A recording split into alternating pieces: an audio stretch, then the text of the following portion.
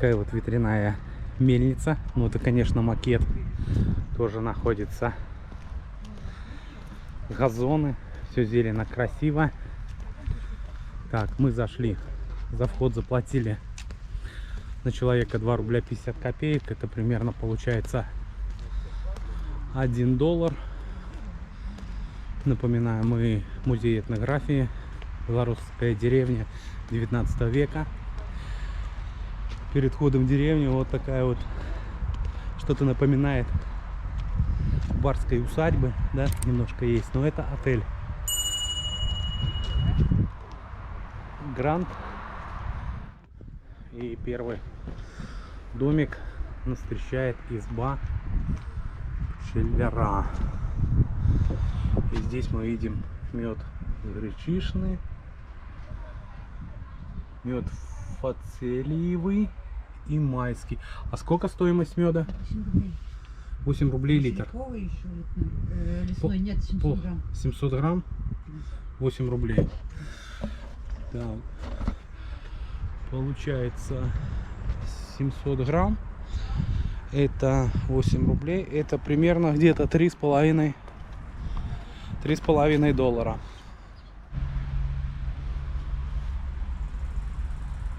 Ребята, подписываемся на канал «Все обо всем с Владимиром». Ставим лайки, жмем колокольчик. Ну и обязательно оставляем комментарии, чтобы не пропустить наше следующее видео.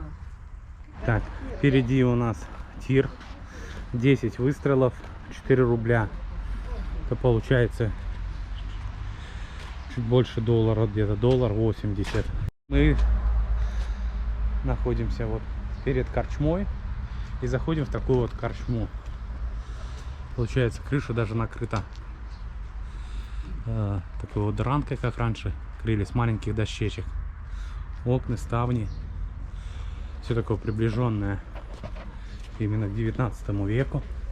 Мы заходим в саму корчму и смотрим. Здесь получается вот столики. Можно просто посидеть, отдохнуть, попить кофе, поужинать, позавтракать. Здравствуйте. И также можно вот посидеть в таких вот беседочках. Так, ребята, вот смотрите, что еще нашел на территории этой деревни. Вот так дома располагаются. А здесь вот такое современное сооружение, такое интересное, купол, да? И здесь, так возможно, проводится мероприятие торжественное, так понимаю. Ну, это, скорее всего, наверное, вот побольше оборудования для свадеб, торжеств, день рождения. Ну, а мы сейчас пойдем прочитать, попробовать. Дом самогоноварения.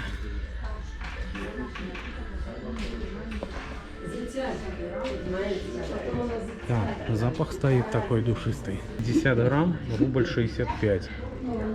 Это натуральный самогон получается. Так, вот, ребята, посмотрите, как выглядит, насколько оно прозрачное, чистое. Даже так вот и не скажешь, что это самогон. А это натуральный самогон. Да, самогон натуральный. Производим из пшеницы пророщенной. Делаем так, как делали в старину в деревне, когда не было сахара, в принципе, у людей, или он был очень дорог, невыгодно было. Пшеница проращивалась, подсушивалась, размалывалась и варилась брагом. Точно так же делаем и мы. Дрожжи не добавляем, у нас своя закваска, которую мы из бочки в бочку переливаем, то есть бродящую брагу добавляем в бочку, которая только вот недавно сделалась. Вот. Самогон, вот вы прочитали на этикетке, 45-50 градусов, вкусный, ароматный. Вы попробовали? Мягко. Я за рулем. Ну, запах слышен. Да. Так что, ребята, вот так вот изготавливается самогон, вернее, Вот изготавливался там. раньше, а сейчас по старинной, по этой, как бы, по технологии Да. продолжают просто-напросто сейчас вот... Технология такая же, технология сохранилась, старинная. Единственное, что аппарат у нас уже более современный, потому что требования, ну, то есть вот такой там электричестве. Да, Понятно, то есть не что такой, уже как современные раньше, требования. Да, всё современное. чугун и там, Са- да. Самое главное, что технология сохранилась. Приготовление браги. Сохранилась. Так, а сейчас я вам покажу, как сам аппарат. Да. Сейчас уже, конечно, раньше вот через такие печи, наверное, делались. А сейчас уже более современная, но технология сохранилась. И тара такая впечатляет. Интересная тара, да?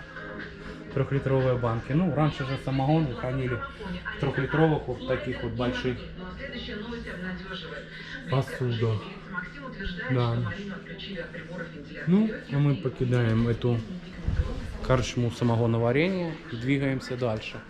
Так, и дальше нас путь, дорожка привела куда? Сейчас мы зайдем, посмотрим. Здесь вот такая мастерская. Здравствуйте. Здравствуйте. Можно поснимаем немного? Снимаете. Ну, это же такие грибушки натуральные. И очень полезно. Да, Смотри, Вот, смотрите, какая красота. Так, и вот так вот делается расчетка. Или это правильно гребень называется, да? А как купите, так и назовем. Да? Да. А и сколько примерно цена? это 13 пистолет. рублей. Это пистолет. Бабушка, это пистолет. Вот такая расчетка, получается 13 рублей. Расчетка, гребень. И это в переводе где-то около порядка $5,5. И они с разных пород дерева. Гель, клен, видите, отличается по цвету.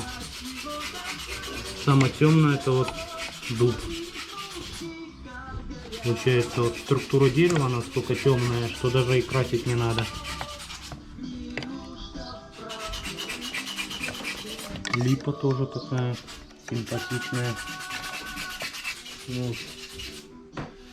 Такие вот поделки. Такие вот статуи из дерева.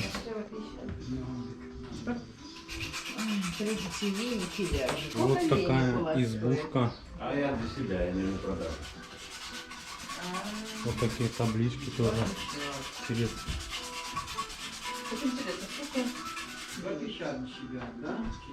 Мне пришло возле бани по дубовых 6 рублей, а березовых 4 или 5. Вот для ключей. Такие штуки симпатичные. Даже вот иконки. Такие вот деревянные тоже. Нет, Да. сейчас нету таких.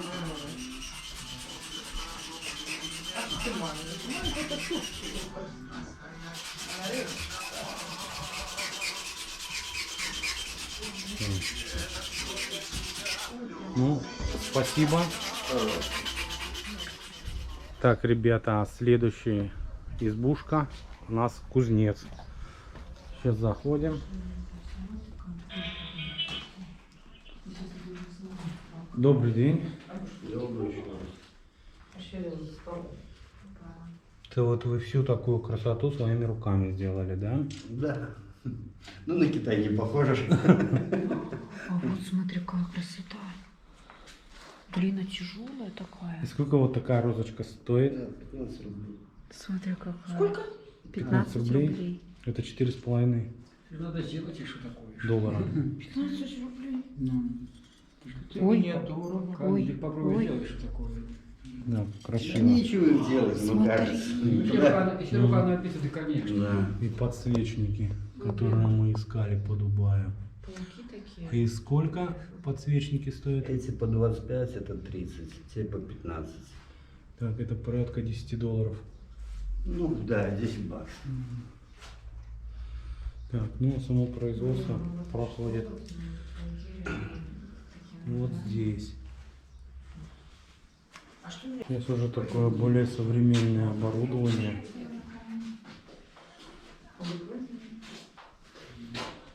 Сварочные аппараты. Вот такие вот Где скорпион? Ну, для гибки, я так понимаю. Точно. Я даже не заметила. Ну, вот такая вот избушка. А, вот еще такая вот красота для вина. Классно. Вешалочки. Это вот для камина. Приспособление. Так, ну, ребята, вот такая избушка кузнеца. И мы двигаемся дальше. И следующая избушка. Сейчас посмотрим, что нас здесь ждет. Вот здесь, смотрите, какая красота. Изделия из соломы. Здравствуйте. Здравствуйте.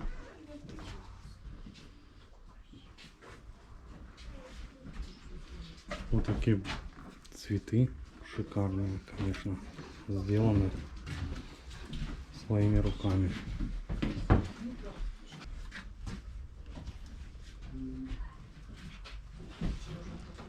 А сколько вот примерно по времени вот на такую штуку нужно? День? По-разному. Ну, в зависимости, конечно, ну вот именно на такую где-то дня 3. Это же сложное, да? Это вот каждую эту сделать. Такую штуку 3 дня нужно изготавливать. И стоимость сколько примерно? Ну вот это 20. 20 рублей. Так, это порядка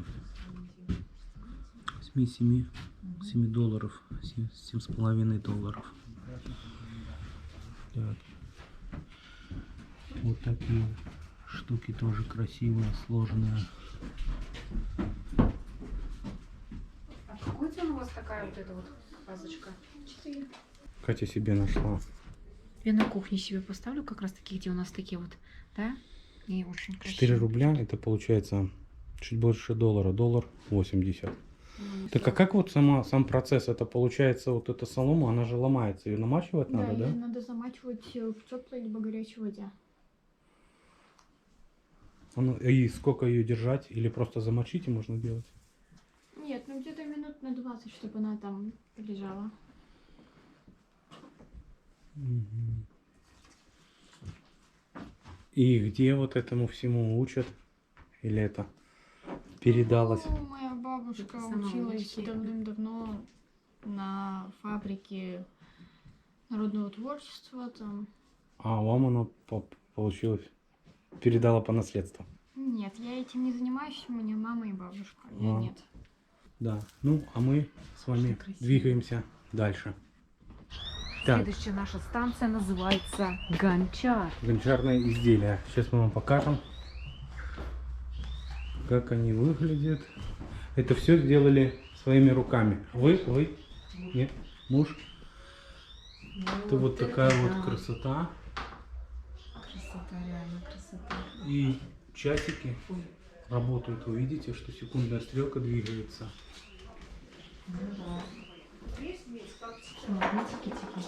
А откуда ему по наследству передалось ремесло? Самоучка. Самоучка? Так, как магнитики, да? А, ну это и есть магнитики, просто гончарные магнитики. Сзади приклеен такой вот магнитик. И можно вешать его на холодильник. Сейчас примерно узнаем стоимость. А сколько стоит? По 5 рублей всего.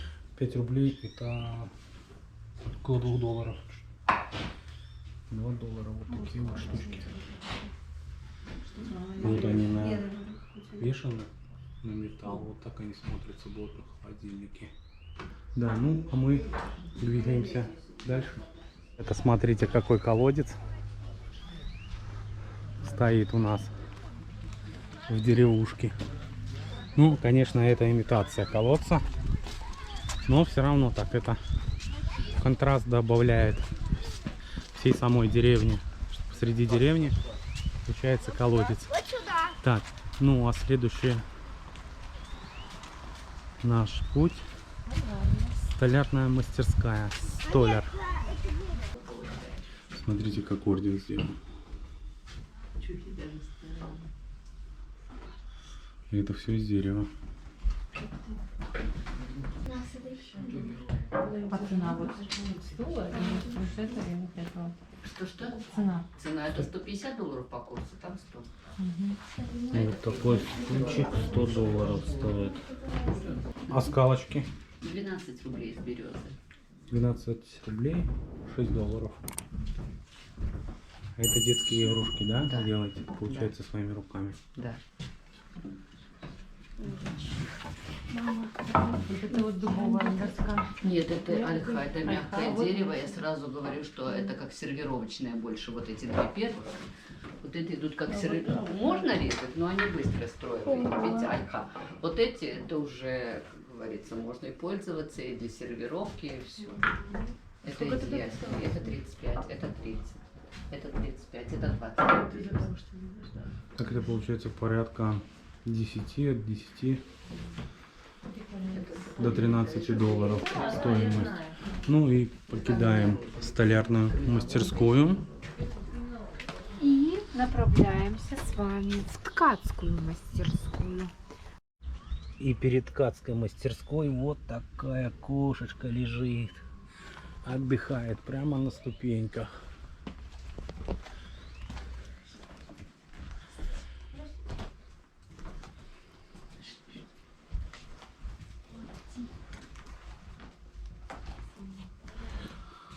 Так, и здесь вот я вижу такие вот штучки наподобие бантиков. Просто интересно, что внутрь ложат. Видишь, это понятно, это что вот? Все натуральное. А, это вот такую штучку туда. Такие вот утеплители ложат вот в игрушки. И сколько стоимости вот такой? 6 рублей такой зайчик. Ну, $2,5. Вот такие вот игрушки получаются. Ну, зато уже натуральная игрушка. Все ручная работа.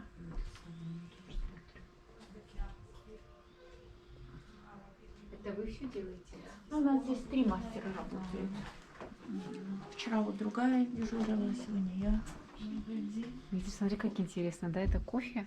Кофе, да, можете понюхать. Классно вообще, это что Ну, так они вот не в сделать. пакетиках, здравствуйте, так они вычихаются, но все равно пахнут. Кофейный ежик получается. Да. И вот смотрите, знакомый нам Ткацкий станок 19 век у нас. сохранившийся какой станок. И он в рабочем состоянии, да? Ну, мы сейчас не работаем, потому что весной детей, когда привозят по 30-40 человек, 10-12-летних, то не успеваем заправлять его потом. Уже все равно и челнок поломали, и в прялке шпульку поломали. Ну, ничего. Зато интересует. Рабочий момент. Да. Да, прикоснуться к истории. Так, ну вот, ребята, побыли мы и в ткацкой мастерской. Ну, Я с души. переступаем котейку и двигаемся дальше. А дальше куда мы двигаемся? Упс, а я не знаю. Да, я так понимаю, эта деревня уже, получается, закончена. Да, вот она так вот выглядит. И дальше мы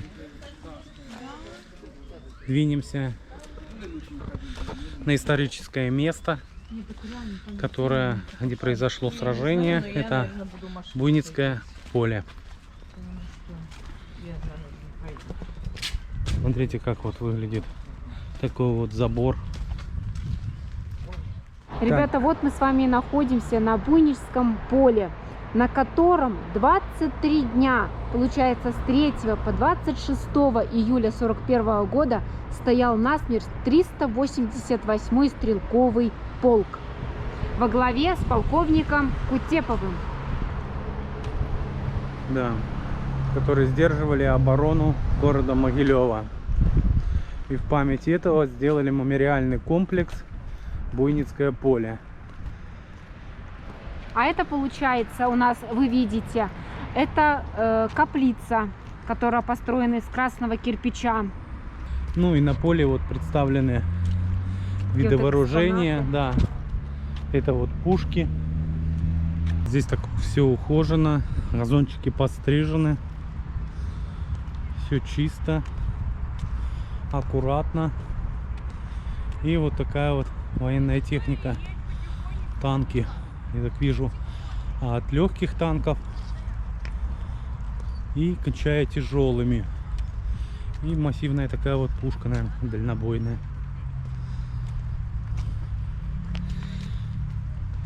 И в честь защитникам павшим установлена вот такая вот каплица. Делать, что Так, от этих гусениц пробито, да, вот такой вот экспонат тоже установлен. Вот такие ежи перед немецким танком. Это вот как вот они наступали с того направления. И здесь вот наши сдерживали напор. И получается вот такой вот танк немецкий установлен. С правой стороны еще вот такой прудик тоже сделан искусственный. Вот, ребята, такая вот зенитная установка обороняла воздушные просторы от немецких асов. Вот такой получается тяжелый танк. Если я не ошибаюсь, это КВ. Если ошибаюсь, поправьте в комментариях. Так, ну и здесь уже пошло вооружение более современное. Это вот тяжелые танки. Получается.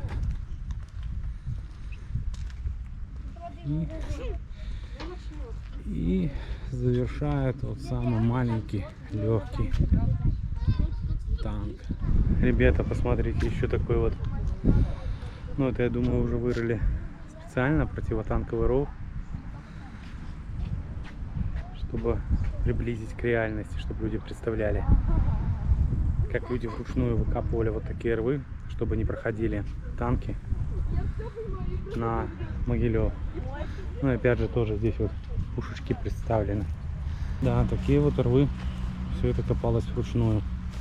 И копалось, получается, вдоль всей линии обороны вокруг, почти вокруг города Могилева.